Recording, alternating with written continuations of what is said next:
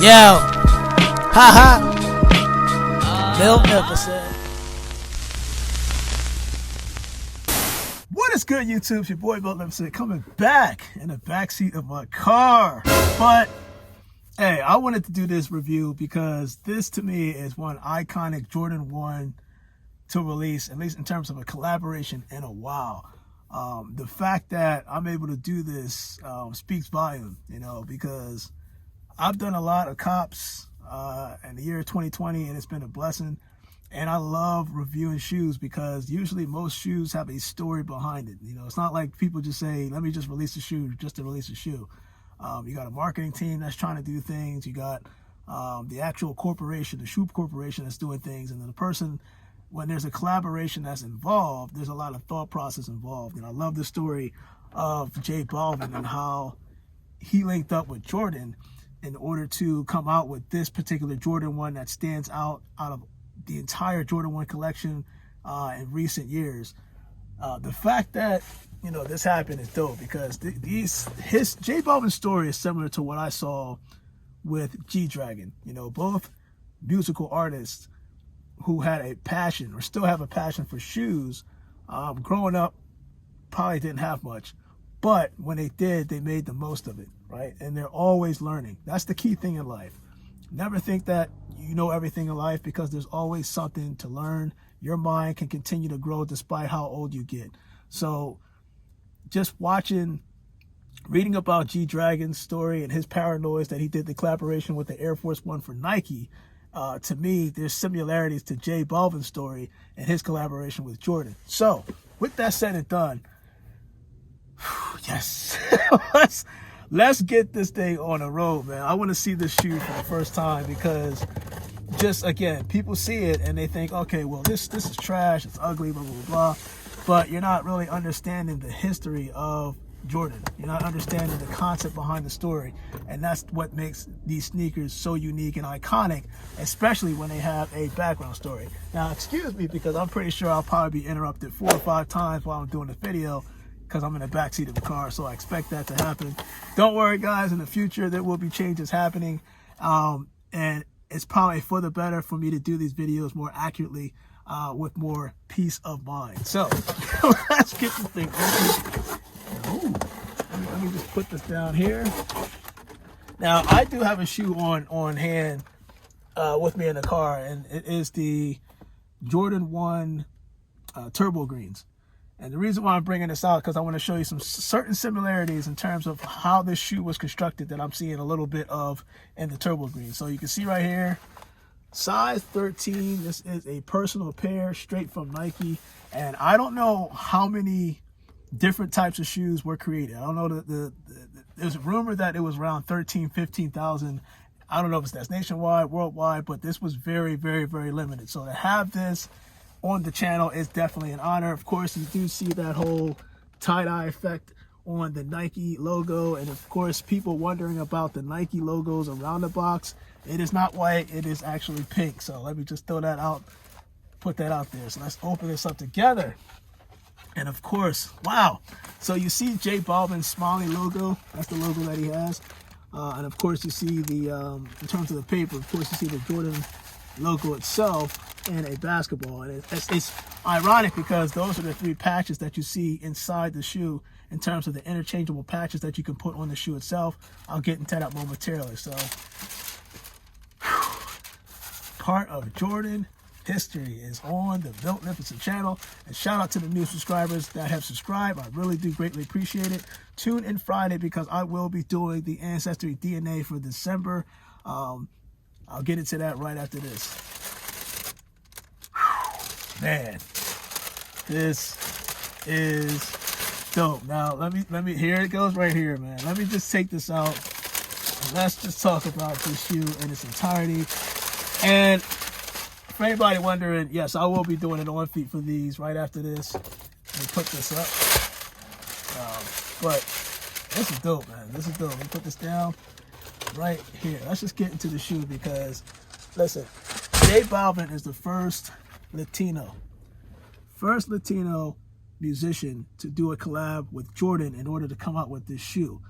This shoe is constructed of predominantly like canvas. It's like a canvas upper with the jagged edge, and you can see like right around the toe box, up and down the shoe itself. I do like the fact that, from what I read, is that J Balvin just wanted to come out with a shoe or a Jordan 1 that stands out of any previous Jordan 1. He wanted this shoe in particular to just pop. And by using that whole tie-dye effect for the upper, that's phenomenal. And I like what they did around the wings. It has that like that cloud shape. Oh man, it's kind of like a cloud shape canvas material that is supposed to kind of be parallel with his personality, J Balvin's personality. I see a shoe, and I see a vibrant shoe with just high volume, just high energy. And he wanted to have, like, he wanted to symbolize a Jordan 1 that gives positive vibes, like a happy vibe. Like that's why I keep saying, like, his presentation to his collaboration is similar to what G-Dragon did with the Paranoise 2.0. And I will say, of course, him and Travis Scott has similarities. Both of them are musicians. Obviously, he does the Latino side, and Travis Scott with the hip-hop side. But in terms of the marketing, it's similar, because Travis Scott, who also did a collaboration with McDonald's, J Balvin also did the same thing with McDonald's, and they both did a collaboration with Jordan in terms of the Jordan 1. You got to be doing really, really good for Jordan himself to give his blessing for you to do a collaboration with his first ever iconic Air Jordan shoe. That's why this is so big, in my opinion. Now, going with the shoe, you can see that it does have that exposed foam, similar to what you saw in the Turbo Greens, and similar to what you would see in a typical off-white design. So I think that that exposed foam is everything right there, man. This is dope. And I like how on the tongue that they had the J Balvin logo, the smiley face logo, and then you got the Jordan 1 logo. It has like a canvas type of material in there as well, but when you flip it around, it's like an inverse on the back of the tongue, which I think is dope. Let me bring that out right here so you guys can see that. So, and for anybody wondering, when you're looking at the outer sole, it is not white, it is pink. It's definitely pink, because the laces, like I said, it comes with these patches, these interchangeable patches that have the lightning bolt, the basketball, and the Jordan logo. Of course, when you rip it off, it is Velcro. It's Velcroed on, and that's the case for both sides. So it's interchangeable. You can put them on, you can take them off. I think that that's actually pretty cool. But of course, it comes with white, kind of like a neon green, and a pink to match the tongue that you see right here. That's pink, and the outer sole, which is also pink. J Balvin, man, listen, salute to you for doing this, because I think from a sneaker lover like myself, to have this on the channel, like I said, it's phenomenal. And to create a shoe like this that stands out above all, it's just not like it's not a common Jordan 1 that you're seeing. Like, this is a Jordan 1. We're typically just seeing a normal shaped Jordan 1 that looks like this. So to go from something like this to something like this is very, very, very iconic. It's not something that you're going to see re-released. It's not something that you're going to see anywhere. Excuse me. And the fact that this shoe is limited, it's flat out limited. So let me just go and continue on, because when you're looking at the whole upper canvas, this is all canvas. Even behind the Nike swoosh, there's a little bit of patch leather around it. And of course, on the heel, this is leather material. But I like the fact that we're accustomed to seeing these kind of like line designs on the Jordan 1 itself, where you don't see a jagged edge. This is how it looks when it's smooth. So it looks dope, it's attractive, and it's very iconic. But again, to take the Transformer Jordan 1 and change it from something like this to something like this, you really have to have pull with Michael Jordan. From what I understand, J Balvin basically linked up with Jordan, I think back in Paris, if I'm not mistaken, and that's when they started coming up with the concept of doing some type of collaboration with his shoe brand. Of course, the Jordan family, they are big fans of J Balvin. So you have to be doing really, really good to be in a position to do something like this in terms of collaboration with Jordan. This is so dope. J Balvin, man, you're changing the game, and you just want to bring positive vibes. And he even said himself that he would think that it'd be cool to travel the world when the pandemic eventually stops, and then travel the world and see people wear his shoes worldwide.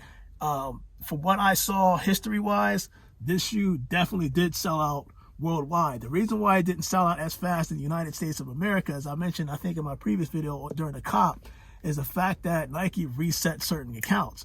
So people that could have hit, should have hit, as long as you remembered your password. They want to verify you are who you say you are on the account, and you're not making bogus accounts to hit. So if that was not the case, these shoes probably would have sold out like it did in other countries within a split second. And again, this was stupid, and I mean dumb, limited worldwide. So this is a big, big, big shoe. And quite frankly, if I'm not mistaken, actually, J Balvin was also a part of the last Super Bowl halftime show with Jennifer Lopez. And that's when he first debuted the shoes on the stage, which I think you should see right here. And of course, Jennifer Lopez, it's only right that she was only one of the first ones, because there's a couple of people that got the shoe in hand long before the release date. And she actually performed with him while he was wearing these shoes on stage during the Super Bowl. So that's why this shoe is also pretty cool, because I remember seeing that, but I wasn't sure what it was until people started talking about it, and then the hype started getting up there. And then the more I found out about the shoes, the more I wanted it. But then I knew that this shoe was definitely limited. So to hit on this for 2020 on the sneakers app, Nike, again, I greatly appreciate it. J Balvin, thank you very much for doing this collaboration with Jordan Brand, because it just shows that you can do anything you put your mind to. And you're always, like I said, you're always never too old, never too young to learn more and to do more. And spread happiness, man. Like that's the whole concept that I wanted to bring on the channel, just because I feel like there's a lot of stuff that I do in the world that can bring happiness. It makes my day knowing that I put a smile on somebody else's face. If a lightning bolt, not a lightning bolt, but if one of my LED lights hits me on my head and it makes you smile, I'm gonna put that on there. I'm gonna put that on there. Probably leave it on there live so you can see that we make mistakes. I make mistakes, but you also want to learn off those mistakes. And quite frankly, this is far from a mistake. This is a piece of Jordan Brand history. And I know everybody hit on those Jordan 11 Jubilees that came out today, the 25th anniversary. I'll be doing another video to pick up another pair today. But this is the one that I really wanted to do, because it was like, once I saw the shoe, and a lot of people were saying that it's ugly, and some people were saying that it's dope. It depends on who your crowd is. Again, you can't please everybody, and I get that. But to understand what you're holding in possession and what you have is even better. So your boy Magnificent, that's the J Balvin story for the collaboration. These things, the Air Balvins is what I think they called it, which I think is dope. So let's just do the on feet for these. Jordan 1 J Balvins, man. You know what this is on the Magnificent channel. Today is Saturday. Hey, listen, always cherish everything you have. Be thankful, be fruitful, be mindful, be respectful. Your boy Magnificent, it is Saturday. You know what the phrase is. You guys, stay blessed.